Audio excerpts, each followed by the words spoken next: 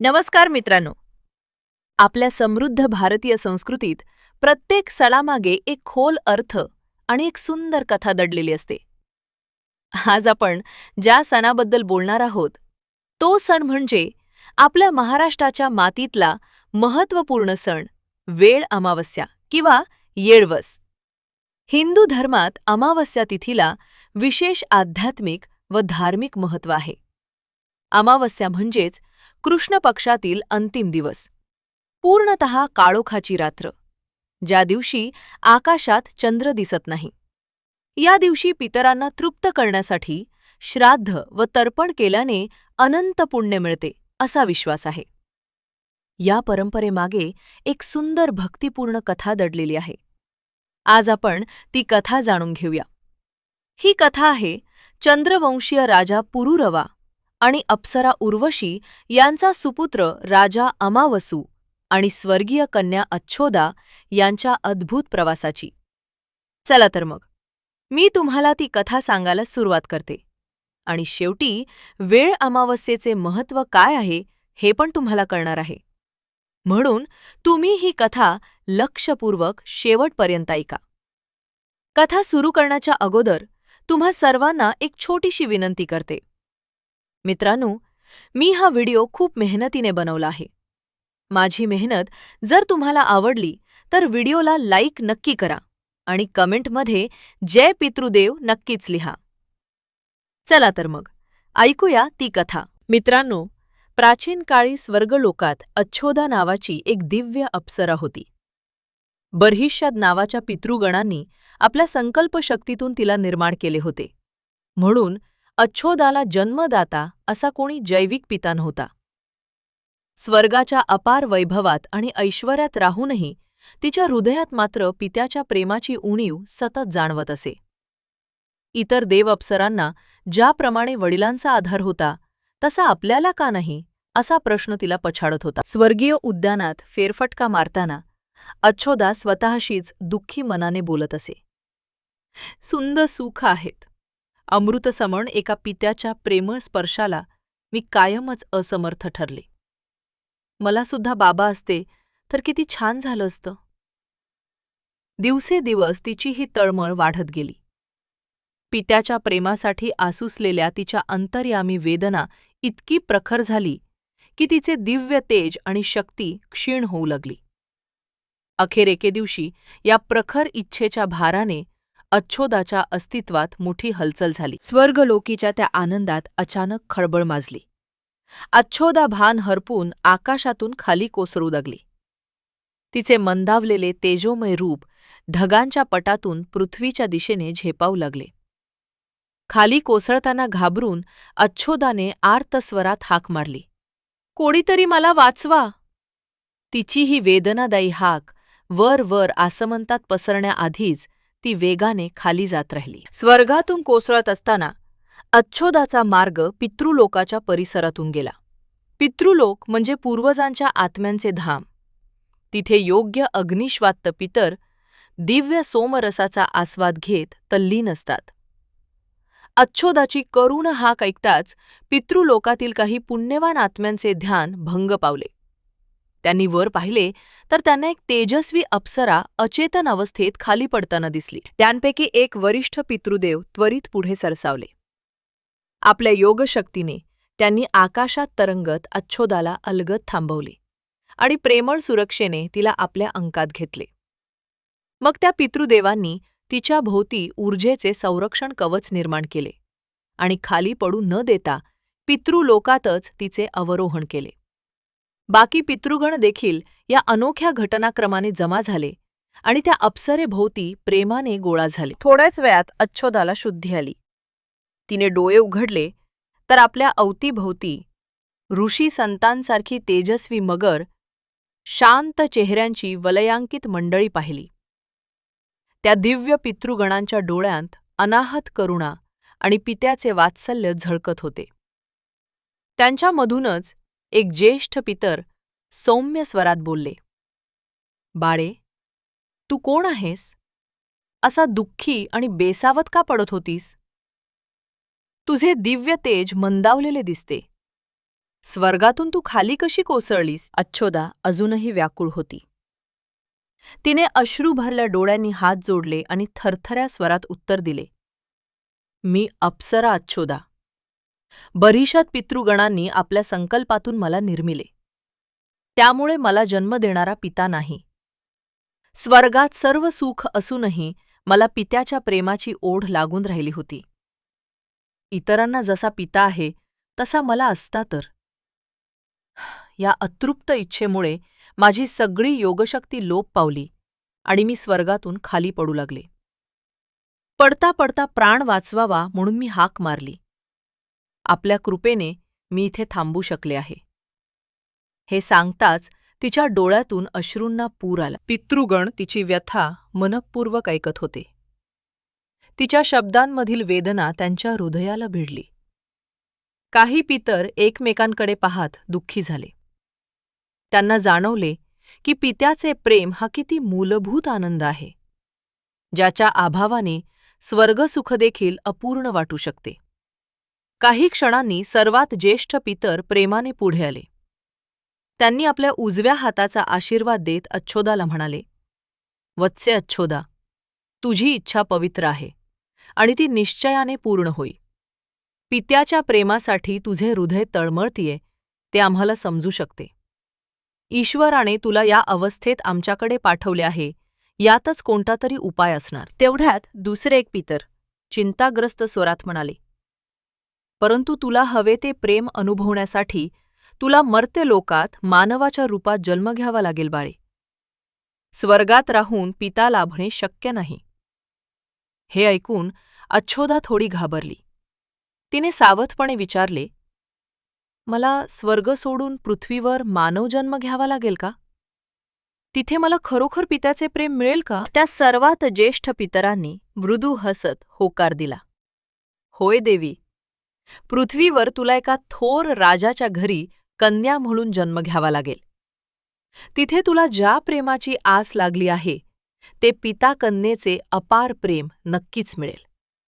अन्य एका पितराने पुढे येऊन सांगितले, पृथ्वी तलावर सध्या अमावसू नावाचे एक धर्मात्मा आणि दयाळू राजे राज्य करत आहेत. ते महान चंद्रवंशीय सम्राट पुरुरवा आणि अप्सरा उर्वशी यांचे पुत्र आहेत. राजा अमावसू आणि त्यांच्या राणीला संतती नाही आणि ते एक अपत्य मिळावे म्हणून प्रार्थना करत आहेत. त्या पुण्यवान राजाच्या गृहिणीचे उदर तू उजळवशील.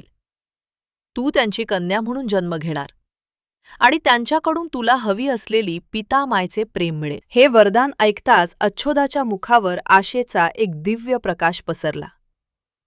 तिने पितृदेवतांसमोर नतमस्तक होत आदरपूर्वक म्हणाली, पितृदेवतांनो, आपल्या कृपेने मला इच्छित वर मिळणार आहे.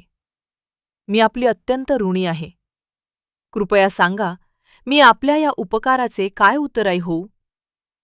तेव्हा एक पितृदेव आनंदाने पुढे झाले आणि त्यांनी प्रेमाने म्हटले, बाळे, आम्ही काहीही प्रतिफळाची अपेक्षा करून तुला मदत केलेली नाही. तरीसुद्धा भविष्यात तुला जेव्हा योग्य वाटेल तेव्हा आमची आठवण ठेवून आम्हाला तर्पणाचा थोडा अर्ध्य अर्पण कर.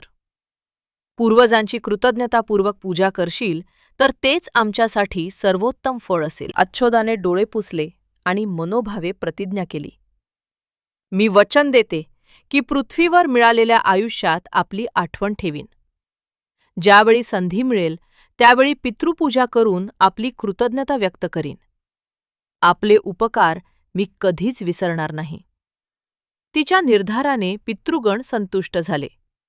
सर्व पितृदेवतांनी मिलन होऊन तिला हृदयापासून आशीर्वाद दिला. मग आपल्या तपोबलाने त्यांनी अच्छोदाच्या आत्म्याला हलकेच पृथ्वीवरील त्या नियोजित राजाकडे सुपूर्द केले. स्वर्गातली देवी मानवी गर्भात जाण्यास सज्ज झाली. इकडे पृथ्वीवर ज्या राजाच्या घरी अच्छोदाला जन्म घ्यायचा होता ते राजा अमावसू आपल्या राज्याचा न्यायनिवाड्याने कारभार पाहत होते. अमावसू राजे ज्ञानी, पराक्रमी आणि प्रजाहितदक्ष होते. त्यांच्या प्रतिष्ठानपूर नामक राजधानीत प्रजा सुखात नांदत होती. तथापि स्वतः राजाच्या आयुष्यात एक मोठी कमतरता होती. त्यांना अजून आपला अपत्य लाभला नव्हता. संतती सुखाविना राजदरबारात कितीही वैभव असले तरी राजाच्या मनाला आनंद नव्हता. राजा अमावसू आणि त्यांच्या राणी देखील दिवसेंदिवस संतती प्राप्तीसाठी देवांना साकडे घालीत होते. अनेक यज्ञ, व्रते, दानधर्म यांनी त्यांनी ईश्वराला प्रसन्न करण्याचा प्रयत्न केला. राजा अमावसू निष्ठावान शिवभक्त होते. ते दर अमावस्येला नदीकिनारी जाऊन महादेवाची पूजा करून पूर्वजांना पिंडदान करत. त्यांनी 100 यज्ञ केले होते असे म्हणतात. पण तरीही पुत्र किंवा कन्यारत्न नसल्याने दोघे नवरा-बायको व्याकुळ होते. एके रात्री राजांना गाढ झोपेत एक अद्भुत स्वप्न पडलं. एक तेजस्वी देवदूत आशीर्वाद देत सांगतो आहे असे त्यांना जाणवले. राजन, तुमच्या भक्तीला फळ मिळणार आहे. लवकरच तुमच्या पोटी एक दिव्य आत्मा जन्म घेईल, ज्यामुळे तुमच्या वंशाचा दीपक प्रज्वलित होईल. ती कन्या म्हणून येईल आणि तुमच्या जीवनाचा सार्थ अभिमान ठरेल. राजांची झोप मोडली तेव्हा त्यांचे हृदय आनंदाने धडधडत होते. पहाटेच त्यांनी राणीस ही गोष्ट सांगितली. आश्चर्य म्हणजे राणीनेही असंच स्वप्न पाहिल्याचे सांगितले.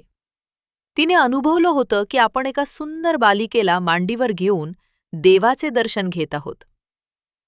दोघांनीही हा देवसंकेत मानून ईश्वरचरणी कृतज्ञतेने माथा टेकवला. काही महिन्यांनी राजमहालात आनंदाची बातमी दुमदुमली.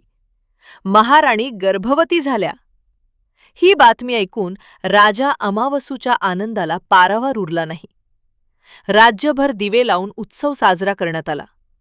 भगवंताचे आभार मानण्यासाठी राजाने मोठा महायज्ञ घातला.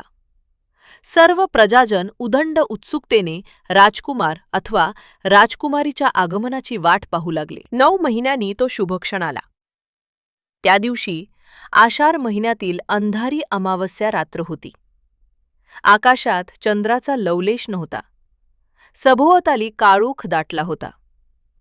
अशा त्या निशावेला राजप्रसादातील प्रसूती कक्षात एका बालकाचा कानठळ्या बसवणारा टहाकार ऐकू आला.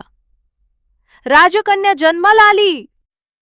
अमावसू राजांनी आनंदाने उचरून घेतलेल्या त्या चिमुकल्या मुलीचे कोमल मुख पाहिले आणि त्यांना जाणवले की जणू शेकडो चंद्रमा एकवटून त्यांच्या आयुष्यात प्रकाशल्यात. अमावस्येच्या रात्री जन्मलेली ही चिमणी कन्या म्हणजे परमेश्वराने त्यांच्या आयुष्यात पाठवलेला प्रकाश दीपच वाटत होता. राणीच्या डोळ्यात आनंदाश्रू तरळले. राजाने दोन्ही हात वर करून देवाचे आभार मानले. राजवाड्यात सर्वत्र जल्लोष झाला. वाजत गाजत सगळे आनंद साजरा करू लागले. राजा आणि राणीने आपली ही दिव्य कन्या अच्छोदा या नावाने पुकारली. त्या प्रसंगी राजांना स्वप्नात सुचलेले हे नाव त्याने आनंदाने घोषित केले. अच्छोदा म्हणजे पवित्र निर्मळ जलासारखी. या कन्येचे तेज तसेच स्वच्छ आणि शीतल होते. अगदी लहानपणापासूनच अच्छोदा निरागस हास्य आणि शांत डोळ्यांनी साऱ्यांवर आपला प्रभाव पाडत होती. राजदंपतीने आपल्या या पहिल्या अपत्यावर अपरिमित माया केली. राजमहालातील दासी, परिचारिका सगळ्यांनीच राजकुमारीला उंचावून धरले. तिचे एखादे बाळ सुलभ रडू आलं तर सर्वांची धांदल उडत असे. राजा अमावसू आपल्या कन्येवर प्राणापेक्षा अधिक प्रेम करू लागले. लहान अच्छोदा रडताना दिसली की राजा सारं सोडून तिला उचलायला धाव घालीत. राजकुमारीच्या लहानशा हसण्यावर ते राज्याच्या सुखापेक्षा जास्त खुश होतं. प्रेम, जपणूक आणि आल्हाद यात अच्छोदा वाढू लागली. राजा स्वतः तिला शिकवणी देत असे. देवतांची नावे, कुलपरंपरेच्या कथा, शूरवीरांच्या गाथा तो तिला लहानपणीच सांगू लागला. सुंदर फुलांचे हार करून देवाला अर्पण कसे करायचे, यज्ञवेदीभोवती कुठल्या बाजूने फिरायचे, अशा गोष्टी तो तिला प्रेमाने समजावत असे. बालवयातच अच्छोदा गुणी आणि भक्तिमती बनली. तिने आपल्या वडिलांकडून प्रजेवर वात्सल्य कसे दाखवायचे हेही शिकून घेतले. ज्या प्रेमाची तिला स्वर्गात उणीव भासली होती, ते प्रेम आता तिला ओतप्रोत मिळत होते. राजा अमावसूंसारखा वात्सल्य मूर्तिपिता लाभल्यामुळे तिच्या जीवनातील रिक्तता पूर्णपणे भरून निघाली होती. राजकुमारीच्या येण्याने राज्यालाही चांगले दिवस आले. वर्षानुवर्षे कोरडे पडणारे ढग पर्जन्य बनून बरसू लागले. शेतात पीक घाटे भरपूर उगवू लागले. राज्यात सर्वत्र आनंद आणि समृद्धी नांदू लागली. राजकन्या आपल्याबरोबर परमेश्वराचे वरदान आणि पूर्वजांचे आशीर्वाद घेऊन आली आहे, असे सर्व लोक कौतुकाने म्हणू लागले. बघता बघता सुकुमार अच्छोदा कुमारिकेच्या वयात प्रवेश करू लागली. तिच्या 16व्या वर्षी आली होती. रूपाने ती अप्सरेलाही लाजवेल अशी सुंदर तर होतीच, पण तिच्या डोळ्यात आपल्या मातापित्याबद्दल अपार आदर आणि भक्तिभाव दिसत असे. दरम्यान अच्छोदाला काही दिवस एक विलक्षण अनुभव येऊ लागला. जणू कुणीतरी तिचे अंतःकरण हलवून काही स्मृती जागवत आहे. अच्छोदा कधी मंदिरात ध्यान धरताना किंवा रात्री गाढ झोपेत असताना तिला धूसर स्वप्ने पडू लागत. त्या स्वप्नात ती स्वतःला ढगांमधून कोसळताना पाहू लागली. कुणाचे तरी सांत्वन करणारे शब्द ऐकू येत, पण स्पष्ट स्वरूप काही उमजत नसे. कधी तिला तेजस्वी वृद्ध ऋषीमूर्ती स्वप्नात दिसत आपल्याशी स्नेहाने बोलत आहेत असे भासे.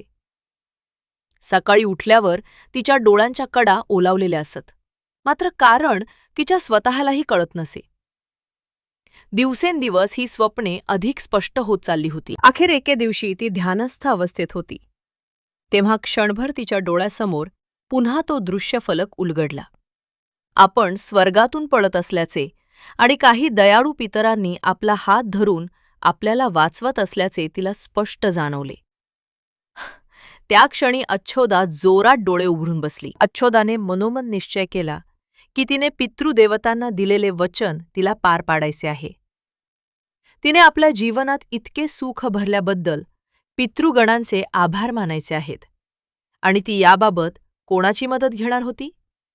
तर ज्या व्यक्तीने तिला इतके प्रेम दिले त्या तिच्या वडिलांची. दुसऱ्याच क्षणी ती राजदरबाराकडे धावली.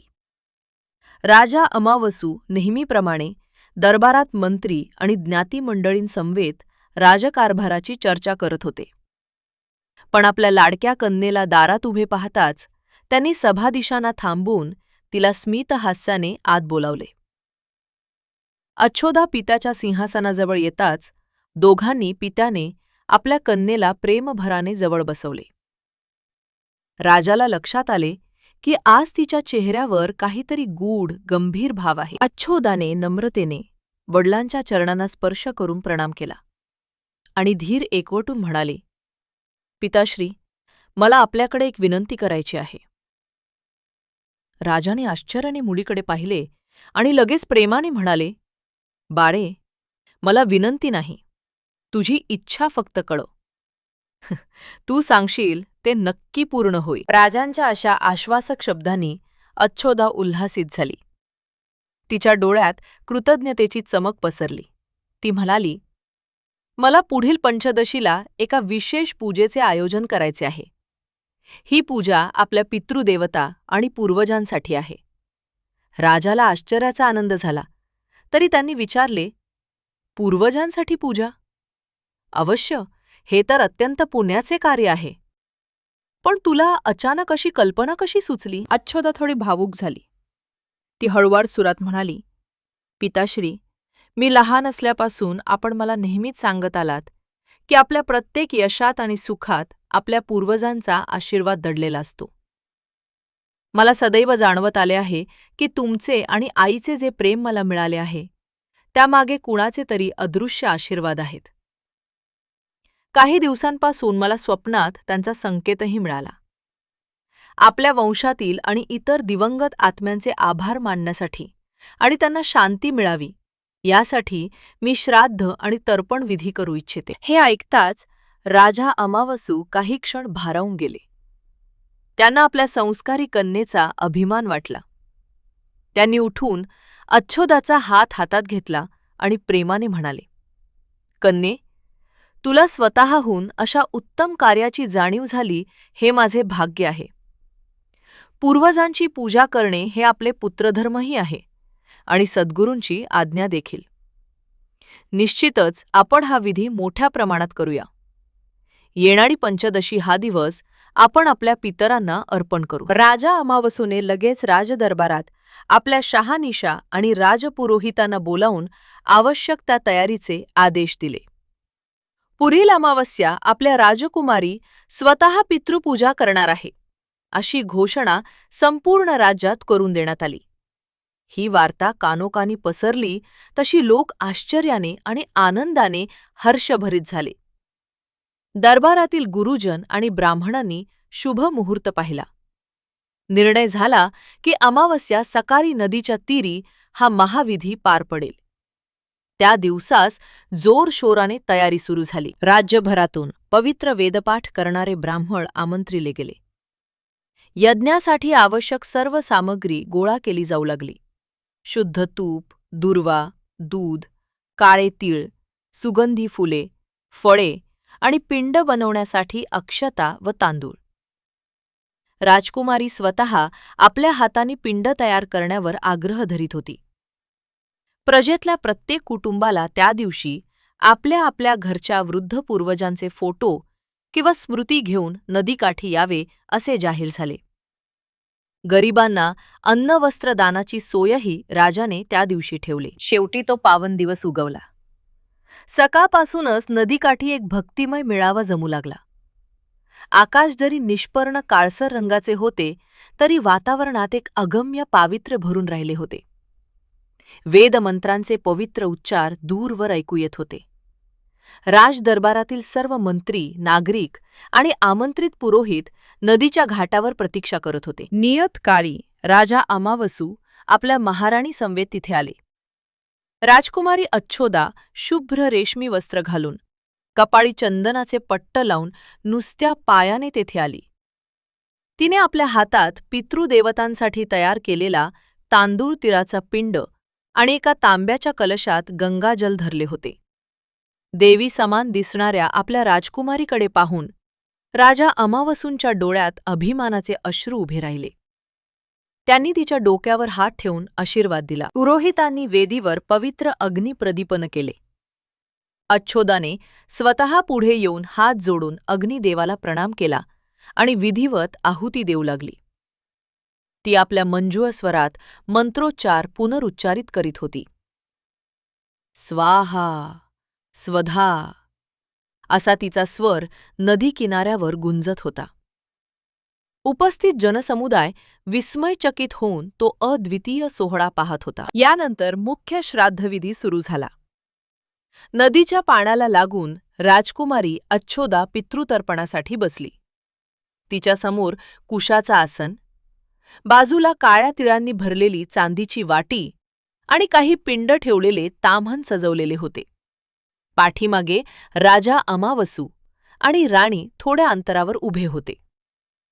अबोल शांततेत सर्वांच्या नजरा अच्छोदावर खिळल्या होत्या. अच्छोदाने प्रथम डोळे मिटून आपल्या हृदयातील प्रार्थना एकाग्र केली. नंतर दोन्ही हातांनी तिने पाण्याने भरलेला तांब्याचा कलश उचलला. कपाळावर पाणी शिंपडून ती पाण्यातल्या प्रतिबिंबात पाहू लागली. तिला जणू दूर कुठेतरी पितृगणांचे प्रसन्न चेहरे दिसत आहेत असा भास झाला. मनातील भक्तिभाव पुरता पूर्ण करून तिने स्तुतिपाठ सुरू केला.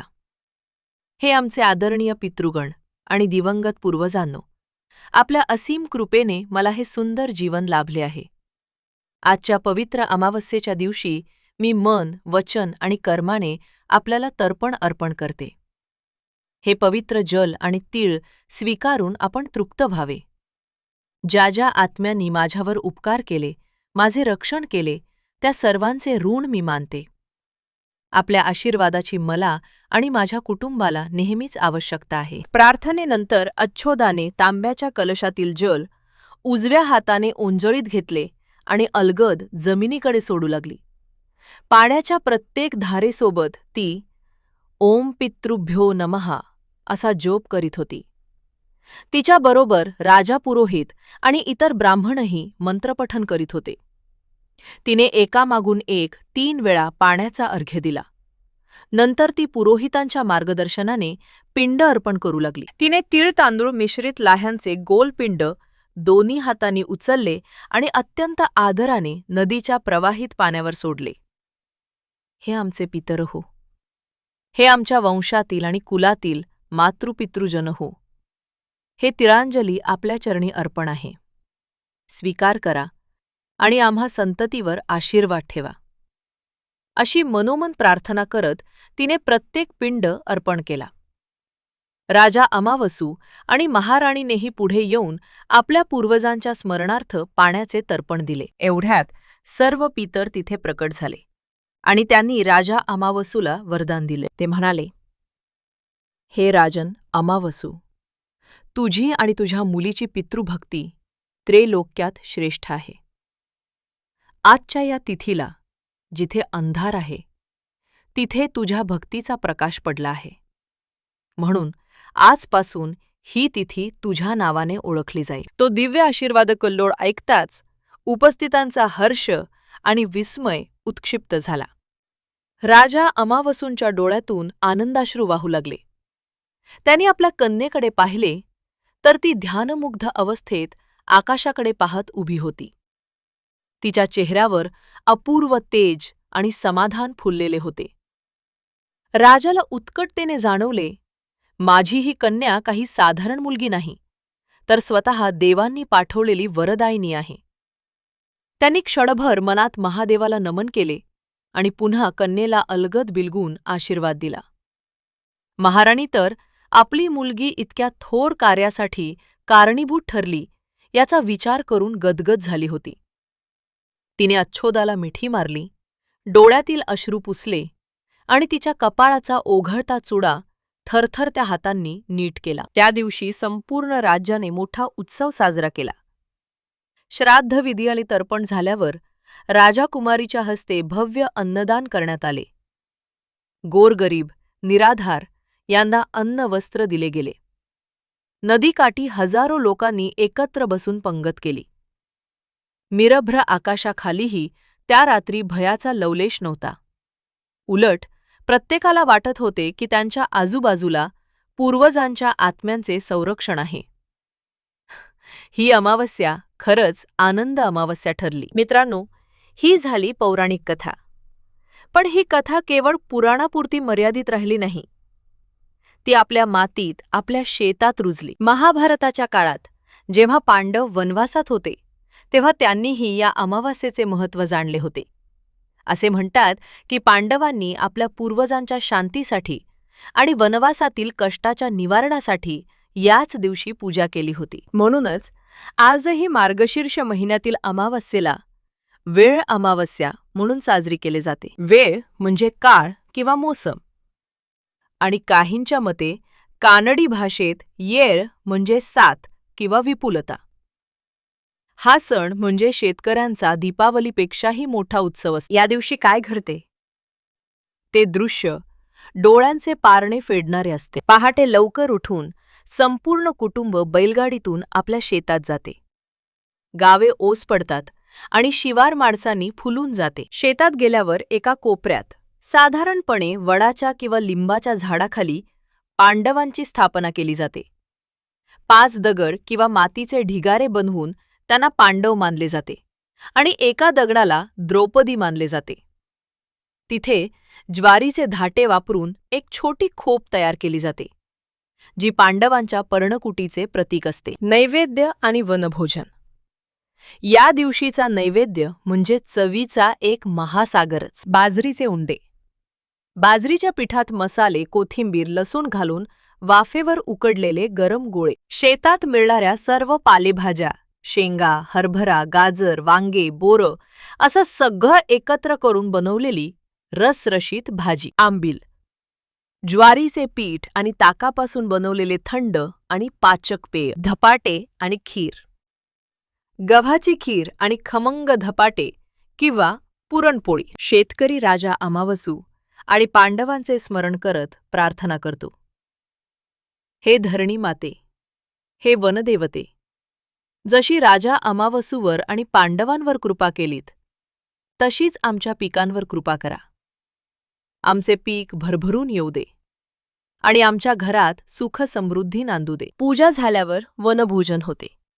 शेजाऱ्यांना, मित्रमैत्रिणींना बोलावून जेवण दिले जाते. जातीपातीचे भेद विसरून सर्वजण एका पंगतीत बसून भज्जी आणि भाकरीचा आस्वाद घेतात. तर मित्रांनो, ही होती वेळ अमावस्या आणि त्याच्या मुळाशी असलेली राजा अमावसूची पावन कथा. राजा अमावसने शिकवले की आई वडील आणि पूर्वजांचा आदर केल्याने माणसाचे नाव इतिहासात अजरामर होते. इतके की स्वतः अमावस्या तिथीलाही त्याचे नाव मिळाले. आणि आपला शेतकरी राजा आजही तीच परंपरा वेळ अमावस्या म्हणून जपतो आहे. तुम्हाला ही कथा कशी वाटली? आपल्या संस्कृतीचा हा ठेवा असाच जपून ठेवण्यासाठी ही कथा जास्तीत जास्त लोकांपर्यंत पोहोचवा. ही केवळ एक कथा नाही, तर आपले मूळ शोधण्याचा एक प्रयत्न आहे. जर तुम्हाला ही माहिती आवडली असेल तर व्हिडिओला लाईक नक्की करा. कमेंटमध्ये जय पितृदेव जय श्रीकृष्ण नक्कीच लिहा. सोबतच चॅनलला सबस्क्राईब करा. धन्यवाद.